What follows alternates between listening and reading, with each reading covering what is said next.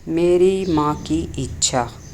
मनुष्य चाहे जितनी सफलता प्राप्त कर ले या चाहे जितनी उसकी इच्छाएं पूरी हो जाए, लेकिन जीवन के अंत में सदा लगता है कि कोई ना कोई छोटी इच्छा रह गई है। जब मनुष्य अंतिम सांसें गिनता होता है, तब यह इच्छा पूरी करने की शक्ति चुक गई होती है। कोई पूछ ही ले तो दो एक शब्द मुंह से निकल जाते हैं, और इच्छा यदि शब्दों में आ जाए तो वह पूरी होने की कामना रहती है। मेरी माँ का नाम मैना था। हम सभी उसे बा कहते थे, लेकिन माँ को 97 वर्ष की अवस्था में दिल का दौरा पड़ा तो लगा कि अब वह कुछ ही दिनों की मेहमान है। लेकिन तुरंत इलाज से वह बस तो गई, परंतु उसकी हालत देखकर मुझे लगा कि बा अब 6 माह से अधिक नहीं निकाल सकेगी। एक दिन की बात है, कहते कहते ध्यान में आया कि माँ की अंतिम इच्छा पूछ लेनी चाहिए, क्योंकि जब माँ 40 वर्ष की थी, तभी हमारे पिता का देहांत हो गया था, और उसके बाद में पूरी परिवार की जिम्मेदारी बा ने ही संभाली थी। हम 3 भाई और 1 बहन थे। बड़े भाई 17 साल के थे, मैं 2 वर्ष का था। उस ज़माने में थोड़ी सी आमदनी में गुजारा करना और समाज में भी सम्मान से जीना एक अनपढ़ स्त्री के लिए मुश्किल था। लेकिन माँ सारी मुसीबतों का सामना करने में सफल रही। सभी बच्चों की परवरिश की व्यवसाय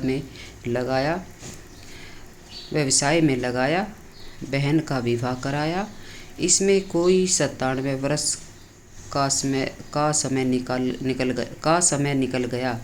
परिवार में पुत्र पौत्र, दोहती, भांजे और भांजियों के आगमन से परिवार विस्तृत हो गया।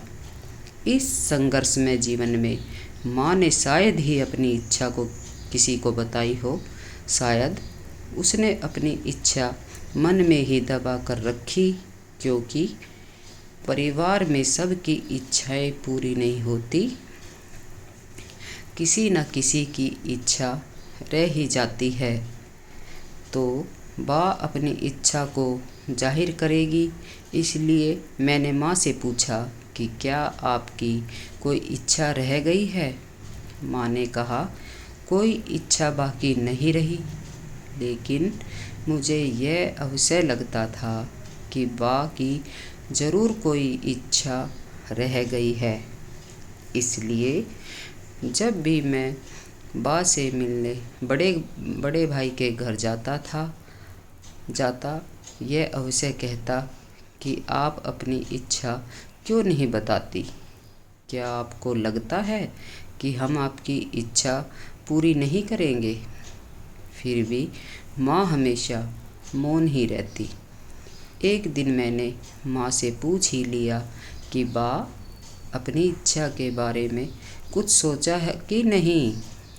बा ने कहा, तू बार बार पूछ ही रहा है तो सुन, मुझे भागवत कथा सुननी है। मैंने तुरंत कहा, ठीक है, हम मलाड में कथा का आयोजन करते हैं। माँ ने जवाब दिया, नहीं, मुझे तो कथा अपने गांव वीजापुर में अपने सारे रिश्तेदारों के साथ सुननी है। यह बात बड़े भाई के सामने हो रही थी। हमने सोचा रिश्तेदारों के साथ सुननी है। यह बात बड़े भाई के सामने हो रही थी। हमने सोचा कि हम तीनों भाई भतीजे बहन सब मिलकर इसका आयोजन करें। तय हुआ कि वीजापुर जाकर कथा का आयोजन किया जाए। हम यहाँ आए तब से बहुत अरसा बीत चुका था। वहाँ के बहुत कम लोगों से संपर्क रह गया था। फिर भी आयोजन तो वहीं करवाना था। सभी भाइयों ने अपनी अपनी जिम्मेदारी बांट ली। एक ने पंडाल की, दूसरे ने पेंटिंग की, प्रिंटिंग की। तीसरे ने भोजन आदि की जिम्मेदारी ले ली। 12 से 18 सितंबर 2003 भाद्रपद मास के पितृपक्ष में शास्त्री जी श्री दर्शन के व्यासपीठ से कथा का आयोजन निश्चित हुआ। लेकिन कथा का समय जैसे जैसे करीब आने लगा, माँ का स्वास्थ्य लगातार गिरने लगा। कथा की अगली अमावस्या के दिन उनकी तबीयत एकदम बिगड़ गई। रक्तदाब कम हो गया और नाड़ी की धड़कन कम हो गई। बड़ी बहन और मेरी पत्नी को निकट के अस्पताल ले गई। डॉक्टर ने कहा अब बचना मुश्किल है, लेकिन समय पर चिकित्सा शुरू करने से माँ को होश आ गया। वह बोली, मैं तो स्वर्ग में गई थी, लेकिन देवी माँ ने मुझे वापस भेज दिया, यह कहकर कि तेरे बच्चे कथा करवा रहे हैं, उसे सुनने के बाद ही आना। मुझे जाने देना था ना, मुझे क्यों जिंदा रखने की कोशिश कर रहे हो? मैंने कहा, कथा सुने बिना स्वर्ग में नहीं जाना है। मुझे डर लग रहा था कि कहीं बाघ कथा सुने बिना न चली जाए और उनकी अंतिम इच्छा अधूरी रह जाए। हम सभी भाई बहन इकट्ठा हुए और तय किया कि चाहे जो हो जाए, कथा तो करवानी ही है। हमने भगवान से प्रार्थना की कि माँ को ऐसा अवसर मिले और उसके बाद ही वह जाए। हर पल, हर दिन युग जैसा लगता था। कब कथा आरंभ हो और माँ कब उसे सुने यह चिंता लगी रहती थी। हम तय कार्यक्रम के अनुसार वीजा पर पहुँचे। सारा इंतजाम हो चुका था। कथा प्रारंभ हुई। गुजरात की शिक्षा मंत्री श्रीमती आनंदीबेन पटेल ने उद्घाटन किया। रोज़ करीब 1000 लोग कथा सुनने आते थे। लोगों को खुशी के साथ विस्मय भी हो रहा था कि बेटों ने माँ के लिए कथा का आयोजन किया है। गुजरात के अनेक मंत्रियों ने उपस्थित रहकर हमारी खुशी में वृद्धि की। कथा पूर्ण होने के 2 दिन पूर्व ही माँ की तबीयत अचानक बिगड़ गई, परंतु ईश्वर की कृपा से उनके स्वास्थ्य में सुधार हो गया। 17 सितंबर को माँ तो माँ होती है विषय पर श्री अश्विनी जोशी का कार्यक्रम आयोजित किया गया।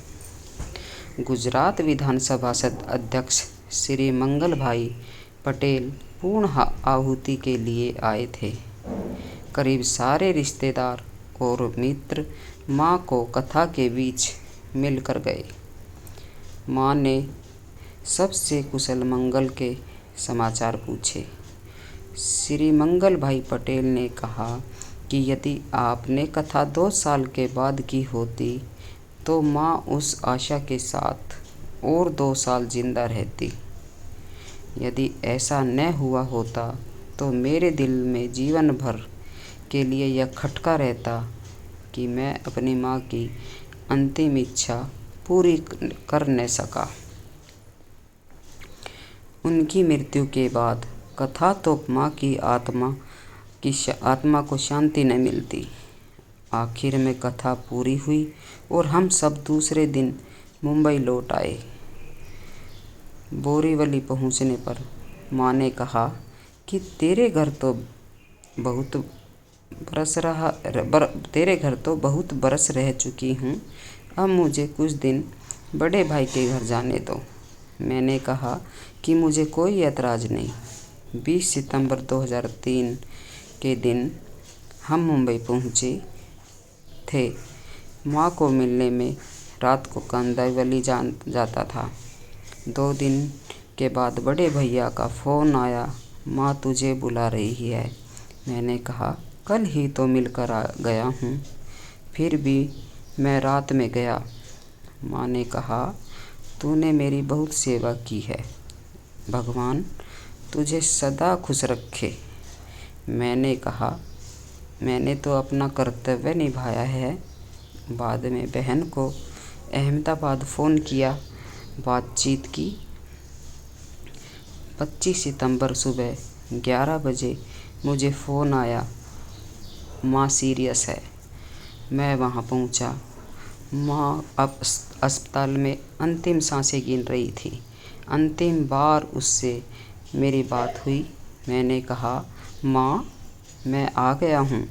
माँ ने केवल सिर हिलाया और थोड़ी ही देर में हम सबको छोड़कर वह स्वर्ग के मार्ग पर निकल पड़ी। माँ ने कहा था, मैं अंतिम सांस तेरे घर में लेना चाहती हूँ, इसलिए अस्पताल से मेरे घर लाकर उसकी अंतिम यात्रा निकाली गई। कथा पूर्ण होने के ठीक 7 दिन बाद माँ ने प्राण त्याग दिए, किंतु हमारे मन में एक प्रकार की शांति, संतोष है कि हम माँ की अंतिम इच्छा पूरी कर सके। और आज भी ऐसा लगता है कि माँ तो जीवित है।